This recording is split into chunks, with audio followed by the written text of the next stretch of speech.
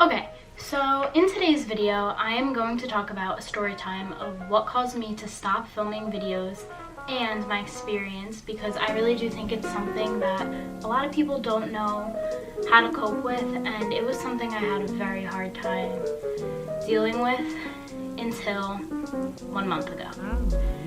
So, beginning in December of 2018, I was diagnosed with a syndrome that basically made me gain a lot of weight. I just want to say before I get any further into this video,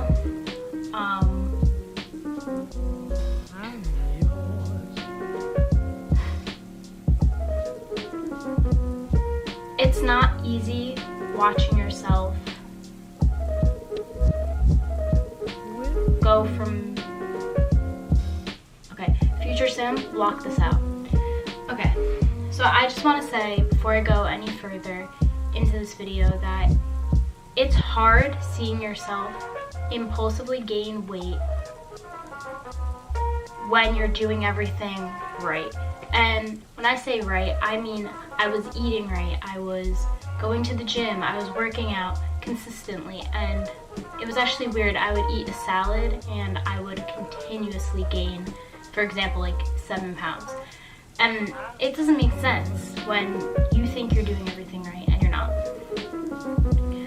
So I stopped filming around December for many reasons, but this one being the main one. And I kind of shut out everything. I stopped caring about friends, I stopped caring about school, I stopped caring about going to the gym, I stopped caring about what I was eating, and I basically put myself in a very bad standpoint for my life and viewpoint, and I didn't really know what to do. At the time, I was on birth control for a various amount of reasons, and that all in which have to do with my health. And I thought, okay, well, maybe I should just get off birth control because maybe that's why I'm gaining weight. That wasn't right. It didn't do anything. So, going back to junior year in high school, I weighed about 112 pounds. Now I'm gonna get very personal, and it's hard for me to say this, but I know that some people do suffer with the same things as me, and although mine isn't as serious as others are, I know that this video may be easy for you to relate to and can possibly help other people that do have this. So this is why I'm explaining this. I just want to put it out there that I'm not looking for attention, I'm not looking for any sympathy, especially because mine isn't as bad as so many other people's, but I know it helps hearing that you're not the only one going through this. So, like I said, junior year of high school, I was 112 pounds. Now, I'm someone who cares about my body image like crazy. So, when I was finally able to look in the mirror and say, wow, I like the way I look, I was at an all-time high in my life. So fast forward about a year and a half to the end of senior year, I saw myself gaining weight, but it wasn't bad. It wasn't nearly as bad as it became. So I thought, okay, I'm just gonna start dieting. It's probably just the birth control. Okay, at that point in my life, I don't know if it was the birth control or if it was the syndrome that I do have, but I ignored it. I worked out a little, but then I was like, whatever. I mean, freshman 10, 15, whatever. Yeah, freshman 15 is coming up. Like, it's okay. No one's gonna be judging me. And it really wasn't about people judging me. Like, I care what people think about me, but over the past year, I've just, like, come to think, like, people are gonna make fun of you. People are gonna hate you. But that shouldn't make you stop doing what you love doing. So,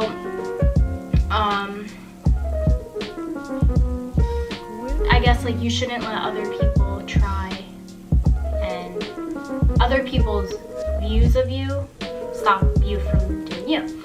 So I was like, whatever, if people don't like me, it's fine, I don't care anymore. And like obviously I still cared, and obviously that is way easier said than done, but yeah, it was hard. So fast forward to my first year of college, I gained, so I went from 112 pounds to 180 pounds within my first year of college. Now, watching myself continuously gain weight, like so fast, was something so hard. So like I said, I lost motivation, I lost everything. And then, of course, there's other situations that go on in your life that make things so much harder to deal with. So basically, I just felt like I couldn't catch a break. And I'm sure a lot of college or high school students can relate to that. So it was around my birthday in June, and I finally decided to go to a doctor. Now this is something I put off because I'm someone who's very scared to hear what they may have, but at the same time it got to the point where I was like, okay, I need an answer, like I need to fix this, this is bad. Because from junior year of high school to freshman summer of college, I gained 65 pounds. So, or around 65 pounds. So,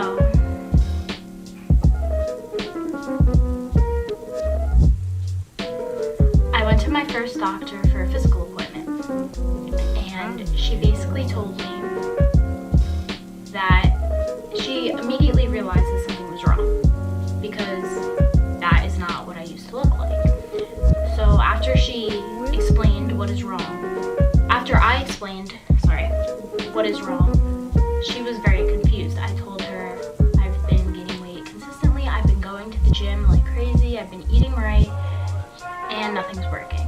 So she said, okay, let me take some blood. So I give her blood, as most physicals do, and she says, okay, come back in a couple days, I'm gonna test your thyroid and I'm gonna test your cortisol. So she tests my thyroid and cortisol. Ugh. And basically she says my thyroid is fine. Thyroid runs in my family. So honestly, I was hoping it was just thyroid. Nope. Now you may start to see my frustration as this video goes on, because it is a very hard situation what happened. But before I go on, I want to say thank you to all the doctors that did help me find this. This is not shade towards you or anyone, it's just frustration that comes with something being wrong with my health, as for anyone that can relate to a health problem. So basically she can't figure out what's wrong. My cortisol levels were fine, my thyroid was fine. The only thing that she did realize was that there is something in your body that I can't remember the name for, that if you have like a bruise or if you have a pimple or a cut, it makes your body, wherever that is, become inflamed.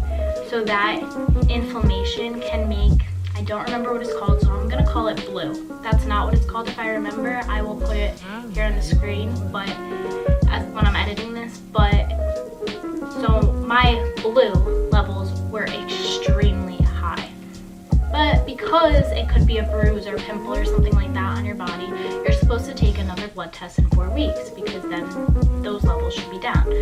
So I'm pretty sure my levels went from 13, and then I gave blood again in 4 weeks, to 21. So they went up beyond frustrating. Standard levels for blue are between 1 and 10. So 13 was like, okay, kind of high, but not bad. 21, scary. It is only scary because it can lead to a problem with your doctor calls me, tells me this news, and tells me, okay, I think you should go to a heart doctor. And doctors legally, or like nurses, who, like the person on the phone, not nurses. I don't know why I did this. Sam, cut that out. The person on the phone isn't legally, I think, allowed to tell you if there's a serious problem with your body. So she just said the doctor is referring you to a heart doctor. Hearing that, my heart dropped because my immediate thoughts were, oh my god, like your heart is such a big thing that something can be wrong with. I was like, oh my god, oh my god, oh my god. So I go to a heart doctor, and there is a problem with my heart, but it's benign. However, at the time, I did not know that. So I go to the heart doctor, and I got scheduled for an EKG. If anyone doesn't know what an EKG is basically it's like a heart, it's hard to explain.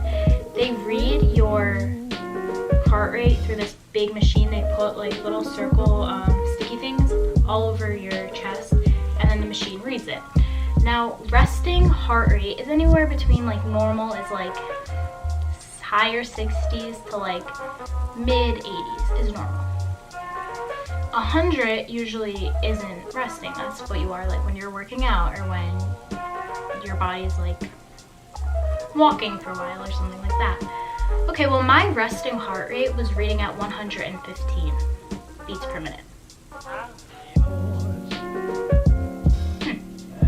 And I noticed this whenever I was running or whenever I was walking really fast or doing some type of exercise. My heart rate on my Apple Watch would read at 192 beats per minute, which is not good. That's very close to what they say cardiac arrest. My Apple Watch was actually saying, see a doctor, cardiac arrest. Alarming, very alarming. So the doctor then looks at the machine and says, okay, hold on. So he comes back and takes my heart rate through, I guess, like hearing, and he says, oh, you're fine. Your heart rate's actually at 80 beats per minute. You have a benign heart murmur. So at this point, I'm like, oh my god, what does that mean? And like, obviously I knew what benign means, but it's just scary to hear those things. And then of course you go through all the problems and like things that you have to face with your mind, saying like, is it really benign? What if he's wrong? Because this is how I think. Like, what if, like, God forbid, like there is something actually wrong? So it took a little while for me to absorb that, but good news. So then, well, not good news, but not as bad as I thought it was going to be. So then he says, okay, I'm gonna have you take this heart monitor home, wear it for 24 hours, bring it back so I can make sure everything's fine. Thankfully, everything's fine for now. I have to go back in a year, but just to make sure everything's still okay. So then, now that there's nothing wrong with my heart, obviously I'm happy, but I'm still frustrated because I cannot figure out what's wrong with my body as I'm still gaining weight. So then I finally get recommended to an endocrinologist where they have to take more blood. Like I said before, you can probably see my frustration in this video. Well, I gave blood 7 times between June and July. And then 4 more times after that. So it's very hard. And this is just like a weird thing, but when I give blood, my left arm will not give blood because my veins are too small in both my arms. But for some reason, I get so nervous that my left arm won't give blood, so they have to take it out of my right arm. The bruises on my arm were like that big. So, obviously, that is frustrating. Anyway, she takes blood and she tests my testosterone. Because she was like, oh, well, I've always had a problem with my period growing up. That's actually one of the reasons why I went on birth control, to correct it. It was always late. So I was like, okay, that's probably the issue. It was. So she actually diagnosed me with PCOS syndrome. Now, if you don't know what PCOS is, it's basically saying that your ovaries create too much insulin, and it can be a main reason of why you get your period late, or so, like, not regularly. Some cases are very bad, some cases aren't. Thankfully, I do have PCOS, but mine is on the lower side. However, that doesn't mean that it doesn't affect me, because obviously I gained a lot of weight from it. But I wanted to say that things turn around. Again, thank you to the doctors that helped me, and thank you to the doctor that found out what was wrong with me. So after hearing that I had PCOS, basically you need to induce exercise like crazy, like more than I was doing, and you have to eat right. I'm not sure why after I heard this, everything started going right, but I'm thankful for it. So from, I think it was July 27th to October 14th, I lost 26 pounds, and I go to the gym 6 times a week and then lift twice on top of that. It's hard, especially with school and especially with everything. It's definitely a hard story to tell because my body image is so important to me. It's hard to put myself out there and say, like, well, I actually gained a lot of weight and I actually had a problem, and I didn't know what was wrong with me for a while. So obviously, as anyone who has a sickness, whether it's a cold or a virus or something, God forbid, more serious like cancer, and doctors can't figure out what's wrong, I wanted to tell you, like, I'm sorry, I'm here for you, and I send my prayers that you get an answer. But yeah, it's definitely hard, and again, I'm not putting this out here for attention. I'm not putting this out here for people to say, like, I feel so bad for you. I'm genuinely putting this out here to try to help someone. I want you to know that whatever you're going through, you're not the only one going through it, and I promise that one way or another, you'll get an answer, and I hope that it gets better for you. If you're someone like me who has PCOS and finds it hard, keep going. It will be okay. You will get there. It's hard, and even for myself at times, I lose motivation, and I say, like, you know what, like, maybe I should just stop. But think of it as, like, if you stop, you have to start all over. And it's easier to lose 10 pounds versus 60. And I'm not, in no sense or way am I a doctor. This is just my personal experience and what helped me. So like I said, it's a very hard way to be, a hard situation to put yourself in and to be put in. But yeah, I really hope this video helped at least one of you. Again, like I said 500 times in the beginning of the video, the awkwardness of me talking to a camera will go away as I continue. My videos will sometimes be personal, sometimes they will be like vlogs, mainly vlogs. I'm going to try and post every Sunday, and if you liked this video, please be sure to give it a thumbs up and subscribe to my channel, and remember that we'll get through this together. Peace.